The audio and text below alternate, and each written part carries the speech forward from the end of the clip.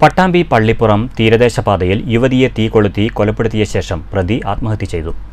തൃത്താല ആലൂർ കാങ്കത്ത് പടി ശിവന്റെ മകൾ 30 വയസ്സുകാരി പ്രവിയയാണ് മരിച്ചത്. പ്രതി ആലൂർ മൂലത്തൊടി 40 വയസ്സുകാരൻ സന്തോഷിനെ വീട്ടിൽ ആത്മഹത്യ ചെയ്ത നിലയിൽ കണ്ടെത്തി. ഞായറാഴ്ച രാവിലെ 8 മണിയോടുകൂടിയാണ് സംഭവം നടന്നത്. സ്വകാര്യ ആശുപത്രി ജീവനക്കാരിയായ പ്രവിയ രാവിലെ ജോലിക്ക് പോകുന്ന വഴിയാണ് കൊല്ലപ്പെട്ടത്. വഴിയാത്രക്കാരാണ് യുവതിയെ തീ കത്തിയ നിലയിൽ കണ്ടെത്തിയത്. സമീപത്തൊരു കത്തിയും കിടക്കുന്നുണ്ട്. യുവതിയെ കുത്തിക്കൊലപ്പെടുത്തിയ ശേഷം തീ കൊളുത്തിയതാണെന്നാണ് പോലീസിന്റെ നിഗമനം. സംഭവത്തിൽ പ്രതിയെന്ന് സംശയിക്കുന്നയാളെ പിന്നീട് വീട്ടിൽ ആത്മഹത്യ ചെയ്ത നിലയിലും കണ്ടെത്തി. ആലൂർ മൂലത്തൊടി 40 വയസ്സുകാരനായ സന്തോഷിനെയാണ് വീട്ടിൽ മരിച്ച നിലയിൽ കണ്ടെത്തിയത്.